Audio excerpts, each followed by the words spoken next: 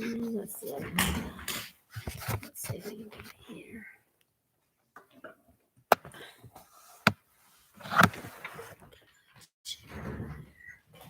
Okay, Leviticus 16, and it's talking about the Day of Atonement, and that's See, they are there, yeah. and it's called Yom Kippur, and it's probably of the holidays. Passover and Yom Kippur are the two top ones. So it's called the Day of Atonement, and it's in late fall, correct? Yeah. It's in late fall. So usually beginning of October, end of September, end of September, beginning of October. Yeah, beginning of October, and it's in the fall, and you're supposed to fast that day. It's a Tell the people on YouTube where we are, because I didn't did. have it on. Yeah, but that was before I turned it on. Okay, we're in Leviticus chapter 16, the Day of Atonement, and This is Torah Study. and the 2 days, or the two most important feast days, are Passover and Yom Kippur. Yom Kippur is just one day though, where Passover is 7. And so this day too, you do no work. Yom Kippur, or Day of Atonement, you don't do any work. You're supposed to fast all day. Then you're supposed to repent, or do repentance. Teshuvah, it's called. It's called Teshuvah. In Hebrew, it's Teshuvah. And I found it fascinating that it's after the two sons of Aaron, the two sons that were killed. So that was fascinating to me. After the two sons. Now, this day, the Day of Atonement, is where the high priest, this is his one day a year that he was flat out. It was his hardest day of the year to work. He had to do the most things this day.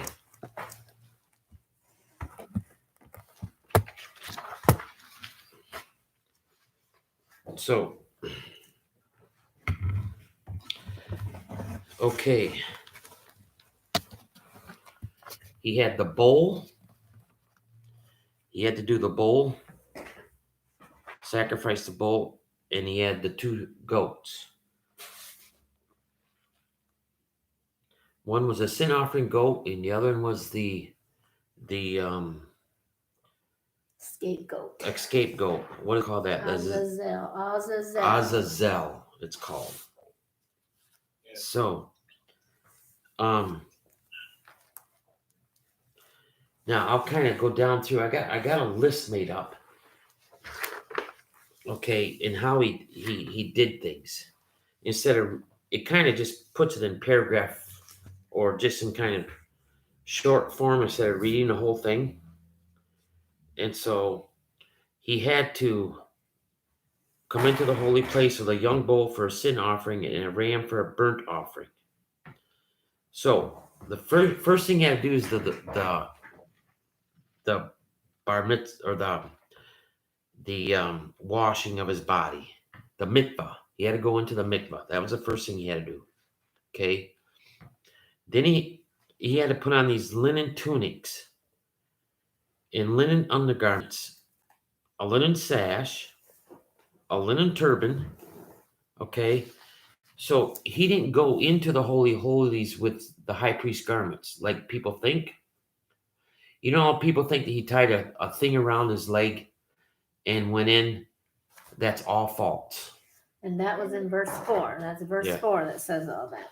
Yeah, so basically in verse 4 that says what I just did or talked about. He put on white linen garments, and of course he went into the mikvah, put on the tunic, And the tunics were different sizes, and they went according to your status. So I don't know what a regular priest had, what a special priest had, or what the high priest had. I know they were sort of different because he went by your status. That's why Yeshua complained about the Pharisees wearing these different types of tzitzits were longer, and their garments were longer and stuff because they were trying to show off because of their status. Well, some went to the knees. Some of the tunics went to the knees. Some went way down to the ankles. So I don't know which. You got that information from here, Yeah. right? Yeah. So I don't know which one was what. But anyways, so it's all white. So he had to slaughter the bull, but first of all, he went into the Holy Holies 3 times. Okay. He went in there 3 times. And 3 is a number of revelation. So the first time, this is Leviticus 16:12, he has to take incense in. He take a censer full of coals of fire from the altar and 2 handfuls of crushed sweet incense. So he took them inside the curtain. All right. Then he went back out. So he put the incense on the fire. Then he sprinkled the blood of the bull with his fingers. This is the second time. So he goes back out, gets the blood of the bull on his fingers, and he sprinkles them 7 times on front of the mercy seat. Well, so the first time he does the incense, the second time comes out and gets the bull.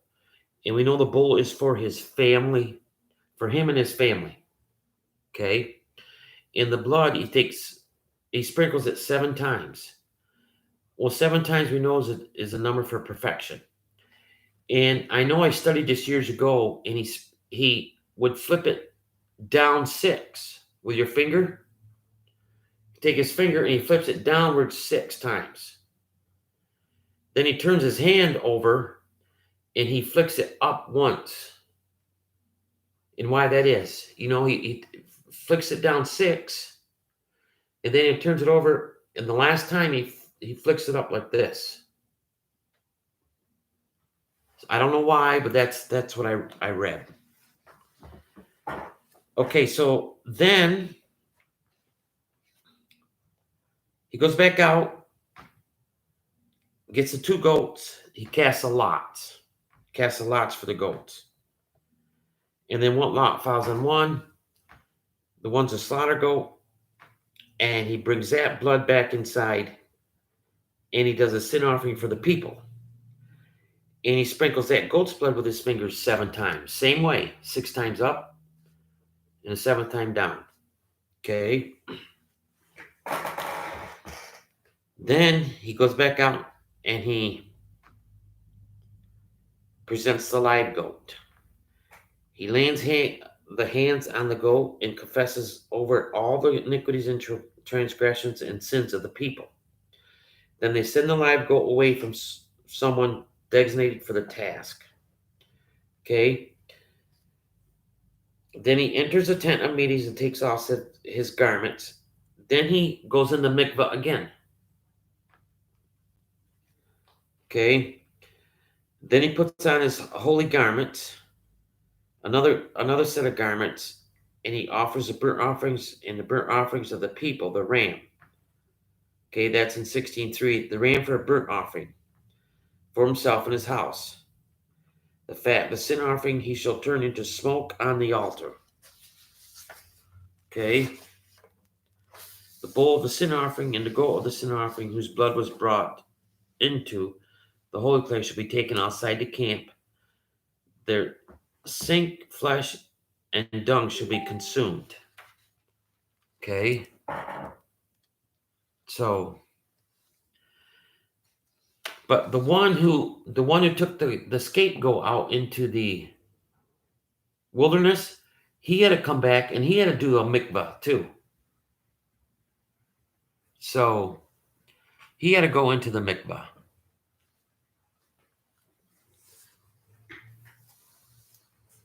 So that's kind of, and this took a long process. This was like an all-day thing. This is when the high priest earned his pay, in other words.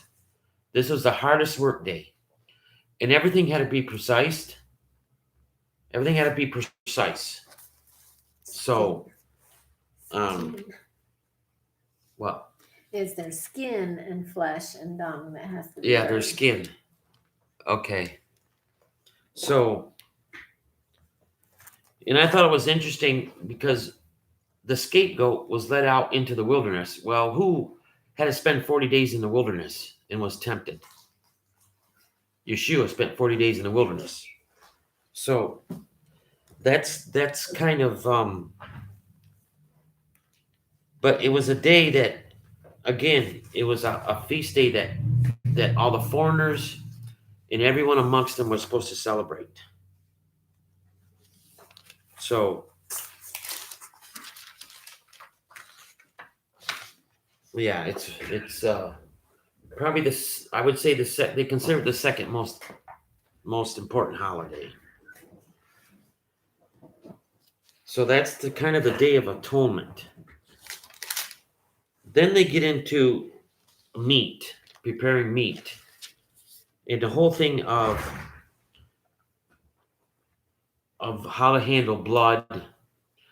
And the one reason that most people don't realize about the blood and salt, yeah, we know salt is mainly it was a preservative, but salt draws blood out of the meat.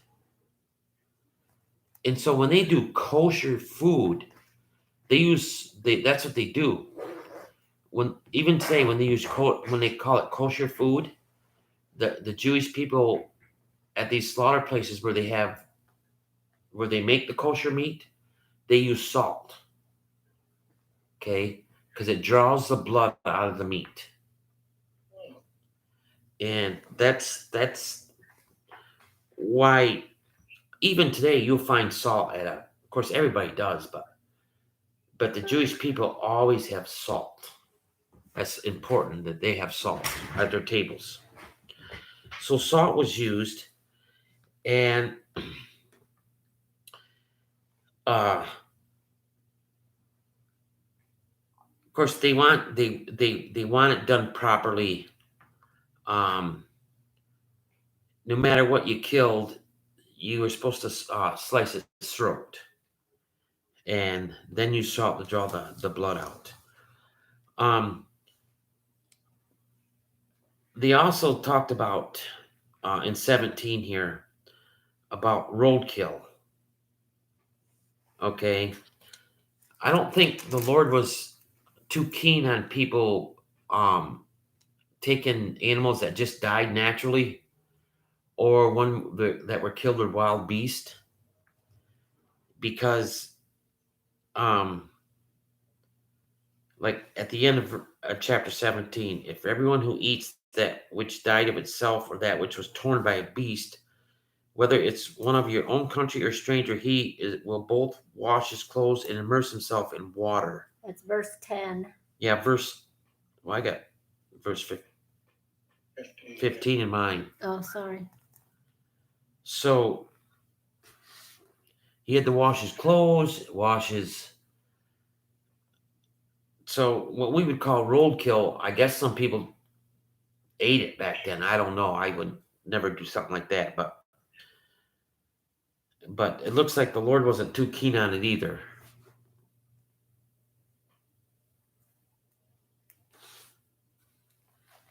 So it's but the important thing is no one was supposed to eat the blood.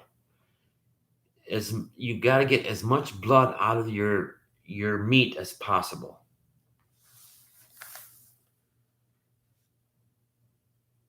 Because the life's in the blood. So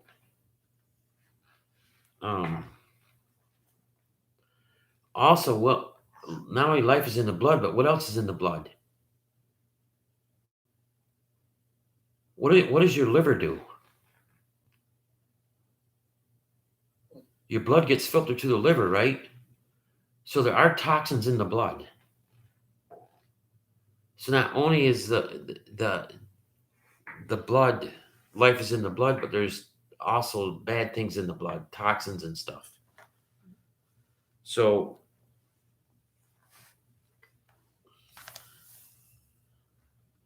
yeah, it's like today. How can they tell a person has cancer? A lot of times, just by taking a blood sample, you can tell. In what's the first thing you do when you go to the hospital?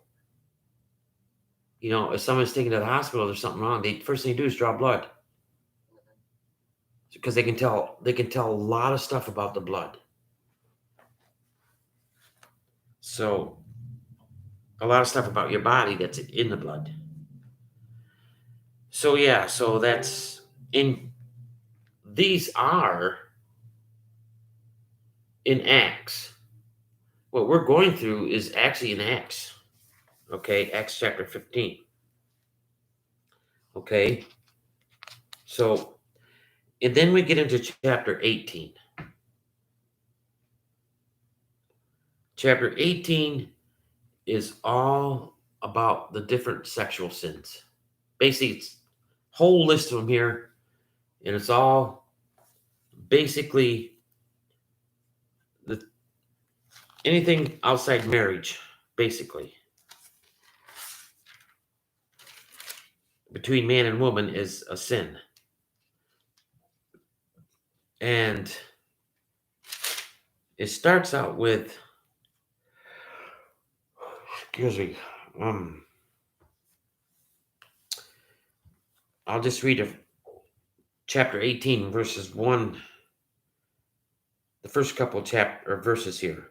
And the Lord spoke to Moses, saying, Speak to the children of Israel and say to them, I am the Lord your God. You will not do after the doings of the land of Egypt,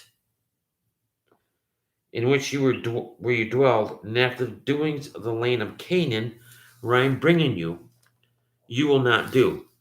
So where they were and where they were going were very sinful places. So, and they were doing all these sins. So the Lord is coming up with his commandments and his rules and ordinances, what they can do and what they can't do. And you will do my judgments and keep my ordinance to walk with them. I am the Lord your God. You will therefore keep my statutes and my judgments, which if a man does, he will live in them. I am the Lord. And that's in Romans and that's in Galatians. Those verses are in Romans and Galatians. So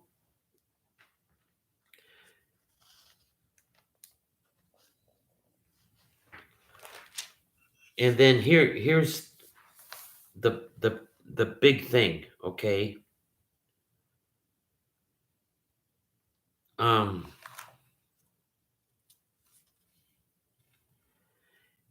Go to verse 24 of 18. This is kind of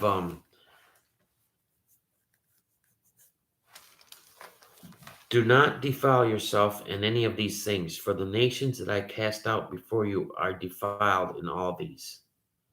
Okay? And the land is defiled. So here's the thing with these sexual diseases. The land will be defiled. The sin will be on the land. Therefore, I will visit its iniquities. Okay? Its intentional sin upon it, and the land itself vomits out its inhabitants. So that doesn't mean just Israel. That means every land that this stuff is taking place on.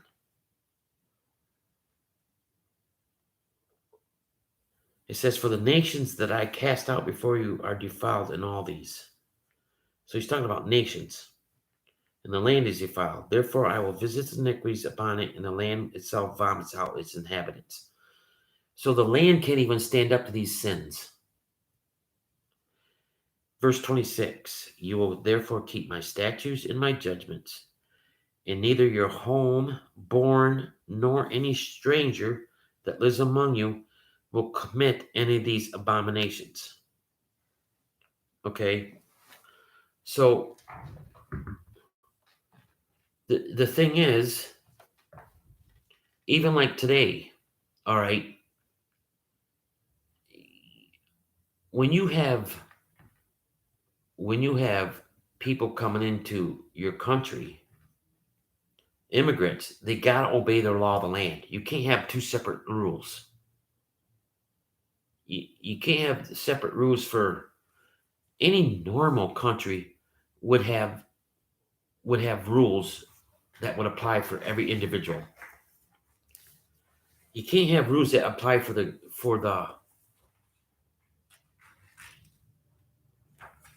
those who are citizens and then have rules that don't apply for non-citizens. That just don't make sense. But the Lord says in the land, the rules apply to everyone. That's a big key here. The rules apply to everyone. And even the next verse says, for it will, Yeah. the land will vomit you out, like it vomited out Right. the nations before you. So, let's see. Verse 27, for all these abominations, the men of the land that you were before you have done, and the land has become defiled. Verse 28, so the land will not vomit you out also when you defile it. So will not the land. So the land will not vomit you out also when you defile it, like it vomited out the nations that were before you.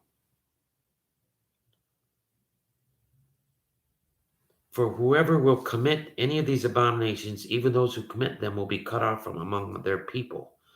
Therefore you will keep my ordinances, that you will not commit any of these abominable customs which were committed before you, and they all do not defile yourself by them, and that you do not defile yourself by them. I am the Lord your God. So basically what God is saying is, if you do this, the land's going to vomit you out. And that's what happened. Because they, along with their idolatry, they did these sexual sins.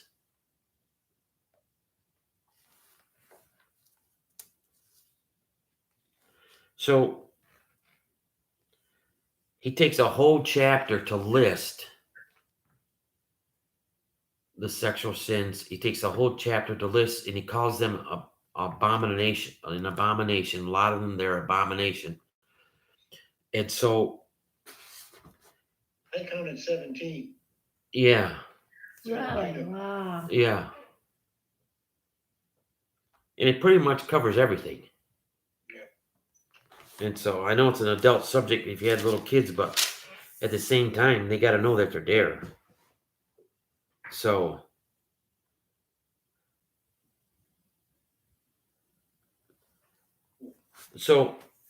like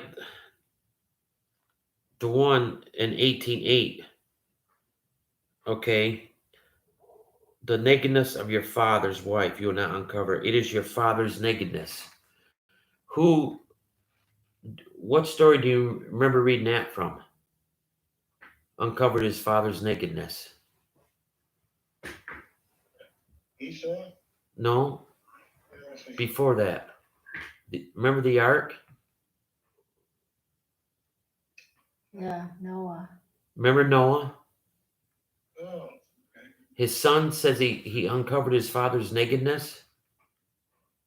He didn't see Noah. He saw his mother. No, You see how it's worded here? So if you went to, it's in Genesis 9. Genesis 9.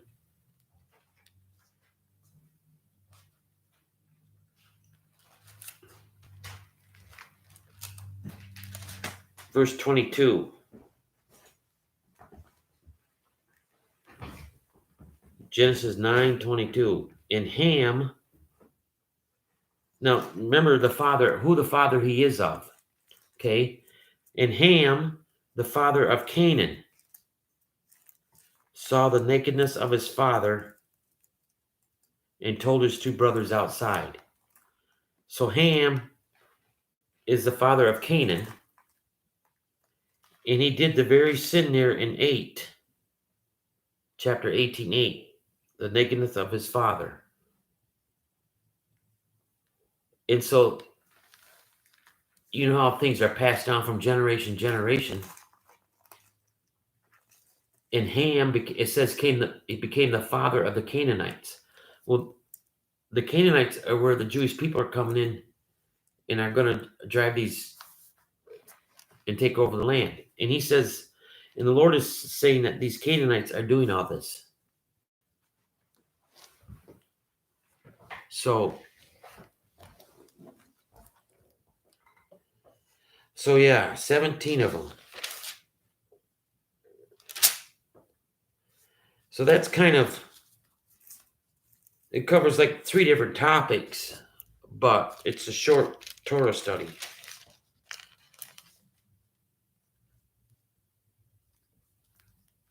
So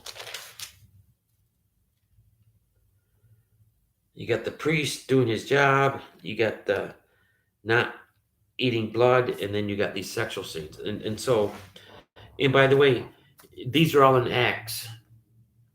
When it says Acts 15, what you're not supposed to do, what the Gentiles were not supposed to do, that were coming in Acts 15, they were not supposed to eat blood, and they were not supposed to fornicate, which covers all these different sins. I got a question. Yeah.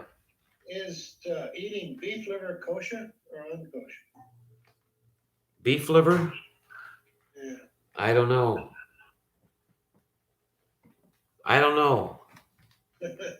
You don't eat it. Well, I haven't had it for a long time, but I've have eaten it in the past. Okay. But I try to stay away from organs now. Well, we do try to get all the blood out of it. Yeah, we do soak it. My mom used to soak it constantly. She would soak it overnight and then dump it out. Soak it and dump it out.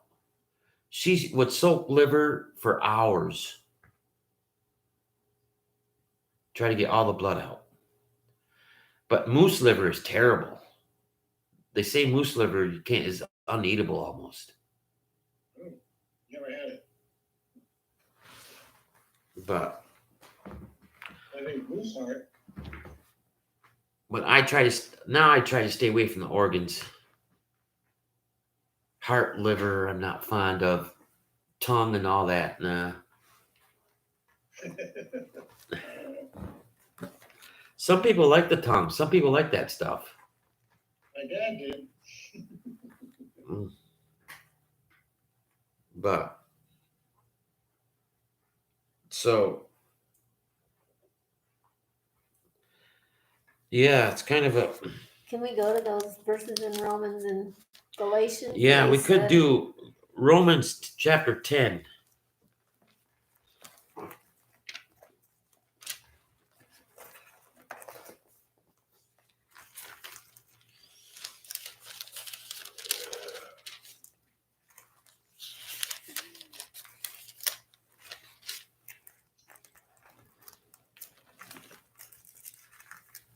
Romans chapter 10.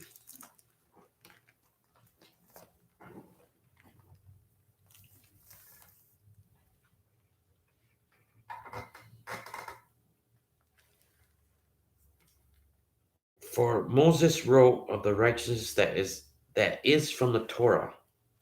What verse? 10:5. Verse 5. Okay. For Moses wrote of the righteousness that is from the Torah, that man who does these things will live by them. Okay? Well, obviously, if you do them, you're going to keep doing them. That's the thing with all these sins. But righteousness is from faith. Consequently, he said, do not say in your heart, who will go up to heaven? This is to bring Messiah down to earth. Who will descend into the abyss? This is to lead Messiah from the dead. But what does it say? The word is near you and in your mouth and in your heart.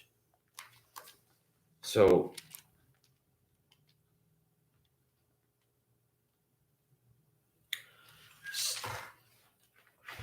yeah, so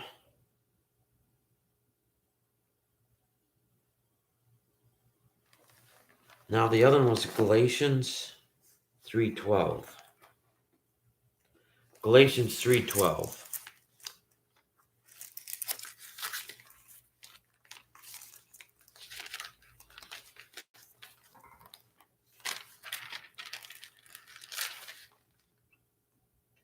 Did I do the right one? Galatians 3:12? But the law does not rest on faith, but on whoever does the works, the law will live by them. Yes. Yeah. Galatians The Torah, 3:12. the works of Torah. Yeah.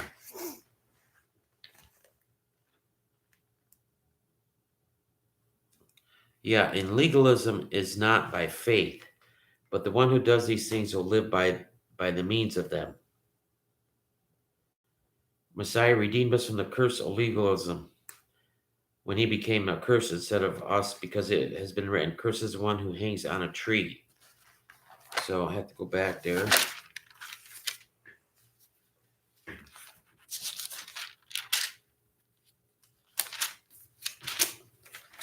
Where are we going now? I just went back to Leviticus for a minute. Oh. So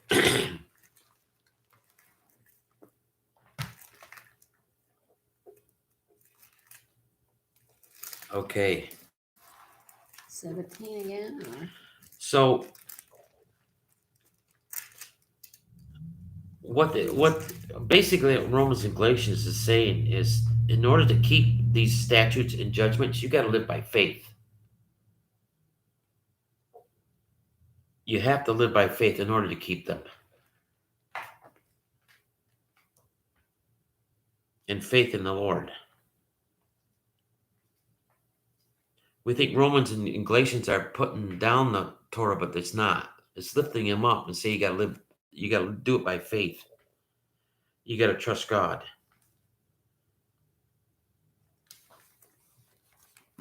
So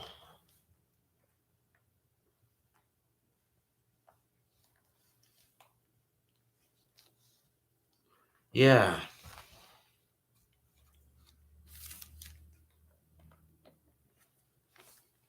So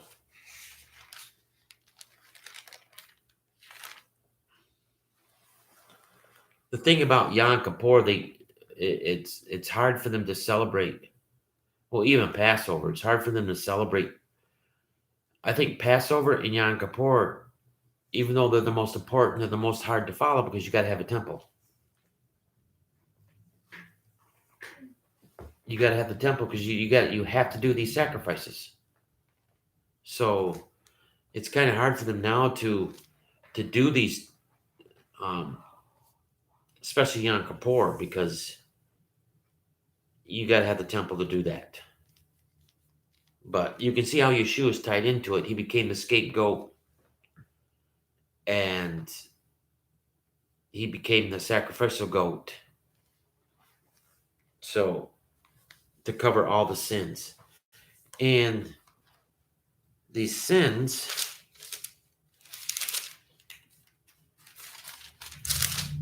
there's 3 types.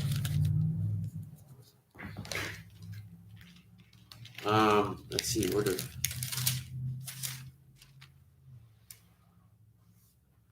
the iniquities and transgressions and sins. Iniquities is the intentional sin. You do it just, isn't it? Is that what they say? Iniquities is supposed to be the Avone, which is the tendency towards sin. Okay, but it lists them first. And Aaron will lay both his hands upon the head of Levi and confess over him all the iniquities of the children of Israel and their transgressions in all their sins. You know what? And the goat will bear on itself the iniquities. It says the iniquities, transgressions, and sins are intentional. With the intentional of angering God and the unintentional in that order. Yeah. Oh, really? Oh, that's Yeah. interesting. Okay. So it was those intentional sins that were covered first.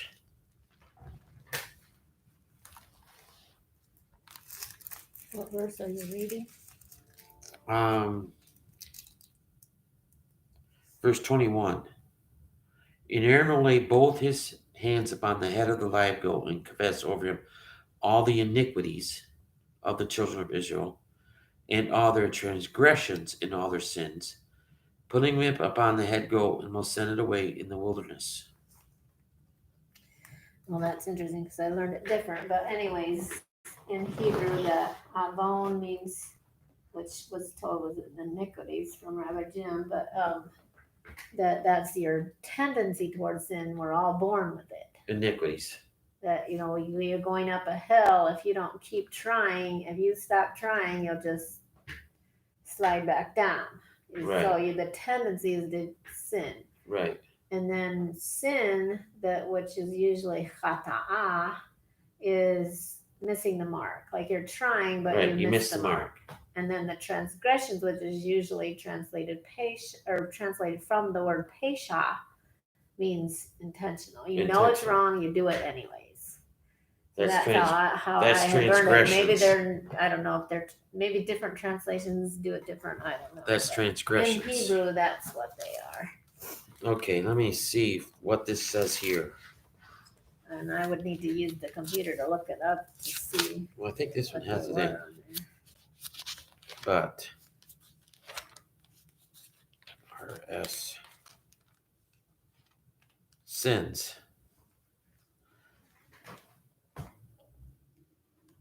3 types. Avel, Rasha, or Zadan. Oh, those are different words. Here's Avone. Avone. Iniquity. Well, they say it's intentional. Interesting. Avone. Well, transgression, they do say is willful sin. And Khata'ah, unintentional. So missing the mark. Okay. Yeah, they're not saying, how about the root simply means to sin. This is what Rabbi Jim says we're all born with that. To intentionally sin, right. Avon is, yeah. Like Avon is the root word of Avon, simply meaning to sin. And it's Avone. Avone, intentionally sin. And then transgressions is willful sin, willful. It's called Pesha. They say Pesha, but Pesha. Root of Pesha, which means to sin or to rebel. Yeah, it's rebellion. So, yes. Transgressions is rebellion. So there's like 3 levels of sin. There's the sin that you're kind of born with. It's your tendency to do it. If you're not trying not to, you're going to do it. And then there's sin where you're trying to do things right, but you miss it. You don't mean to sin. You missed it. Right. But Pesha is rebellion, and you know it's wrong, but you're just going to do it anyway. Yeah. It's unrighteousness or wickedness in the Greek. Yes. Evil and wicked. Khata'ah is just fault, is sin. Yeah. It's like failure. Missing the you mark. Failed. Yeah. Failure. You're missing the mark. Avon, you're born with it. To do well. Okay, Avon, you're born with it. Avone. Yeah.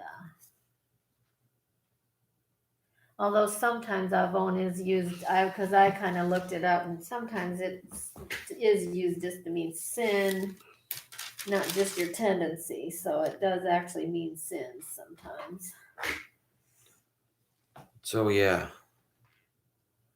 But there's only the scapegoat. The scapegoat is the only animal that carries our transgressions. And except there is a guilt offering, a special guilt offering that it does include a few specific where you did it on purpose, like robbery.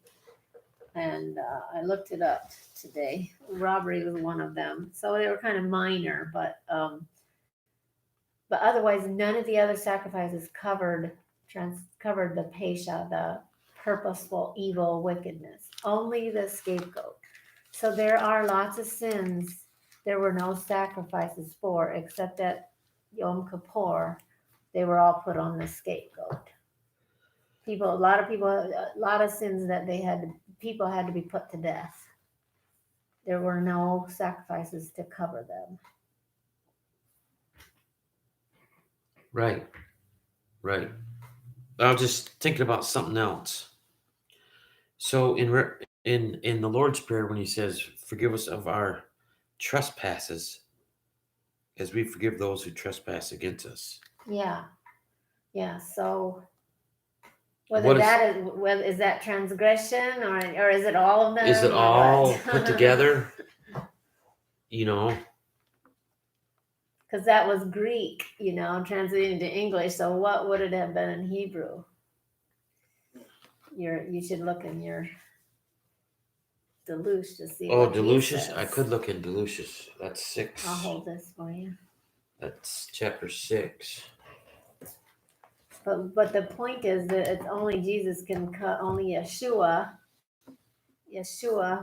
which is his Hebrew name, can cover our transgressions too, because he was both the scapegoat and the Right. sacrificial goat.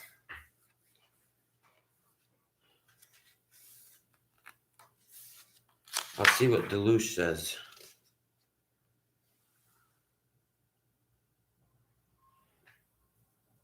He says debt. Oh yeah, so I don't know what Hebrew word he uses.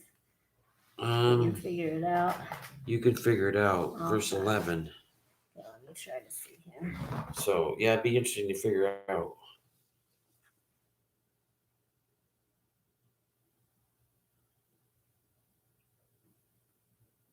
She's trying to figure out the Hebrew root there. Hebrew word in Matthew. There is a Matthew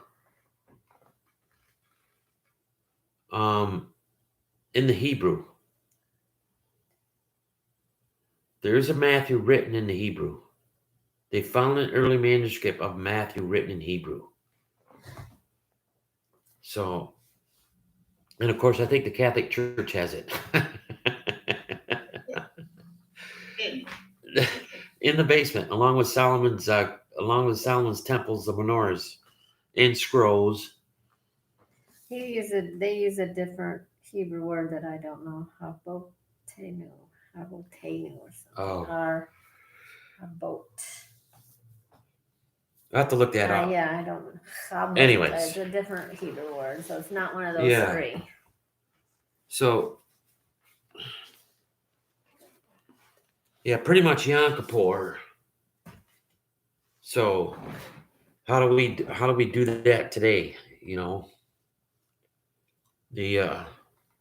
And the point about the scapegoat is after that 1 year when the scapegoat came back, yeah, because they tied a scarlet thing around it, and they put a scarlet yarn. It was like scarlet wool yarn thing. They tied it on the doorpost, the doorknob of the holy place. And when the scapegoat died, it would turn white. yeah. But 1 year the scapegoat came back with that still tied around his. So then they didn't like that. So after that, they made the person who took him out in the wilderness to throw him off a cliff. Yeah. So he died a miserable death. And Yeshua took, Right. he would have got beaten and everything by falling on the rocks and everything. What they did was they tied this ribbon or yarn on the doorpost of the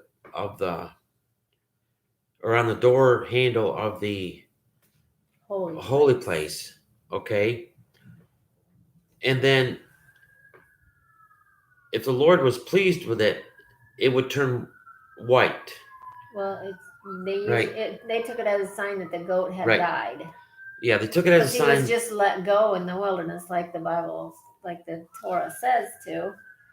And so when they didn't know when he would die, but when it turned white, they took that as a sign that it died. Well, they took it as the Lord accepted it, and and the goat died, and they took it that the Lord accepted that goat and covered their sins. Yeah, and covered their sins, so they were off the hook. Well, after Yeshua died, so for 40 years after he died, it never turned white again. They kept they tied the red ribbon on the doorpost, and it always turned white every year until AD 33. Yeah. It always turned white every year except for AD 33. And after And that, from then it didn't. it never turned white. And that's in their Talmud. Yeah, that's in their But writings. they don't tie it to Yeshua, but Yeah. it's in there. You would think they would put it together. You'd think they'd get it. But they got scales on their eyes. They just don't want to admit that. Well, just think about it. If you hinge your spiritual belief on a Messiah, okay, that is whether it's Ben Yosef, Messiah Ben David, or Ben Yosef after King David, if you hinged all that on a Messiah that's coming and you missed him, kind of hard to own up to that. Yeah, You know? denial. Yeah, denial. Living in denial. But God gave them signs. It's like He I wanted know. so bad for them to believe. I know. I don't know what year it was that the scapegoat came back, but that was probably a sign God was trying to tell them something. But they didn't like it that this animal that was supposed to be bearing their sins and taking them away came back. Yeah. So they just changed the rules instead of trying to figure out what God was trying to tell them, or at least that sounds like that. But I mean, I don't mean to judge, Right. because who are we to judge? But you God know, so wants everybody to believe. He does all kinds of things to give signs. Yeah. But like his second coming, people are gonna want they'll want the Messiah so bad that they will accept anything. I think they will want somebody to take care of their problems so bad they'll want anything. And so it'll be just the opposite. They'll accept whatever and whoever, and won't even. That comes under the revival. Yeah. And then also, like in Israel, the Jews, they're coming around to the Messiah. Right. Yes, they are. But yeah. So yeah, well. So the reason we're talking kind of quiet is because my mom and dad are asleep in another area of the house. Since it's 10 o'clock, it's after 10 here in Indiana. Oh, yeah. And it's only after 6 there. But yeah. It's almost 7 there, right? It's almost 11 here. Have you heard from your daughter in Florida? No, not a word. Oh, really? Florida's doing really good. She has a job, and it's Yeah. Should we say? You can shut it off. Can we say goodbye to them? Okay, we're done with the Torah study, and we'll just hopefully we'll see you Saturday evening. See ya. Yeah, we'll see you. Praying for Bye. you. If you want to text any prayer requests, we're going to pray now. Yeah. Prayer requests, because Angela and Aaron gave me a prayer request. Okay. So. All right. Love Well, good you all. night. Take care. Shalom, shalom, shalom. That's on YouTube. So.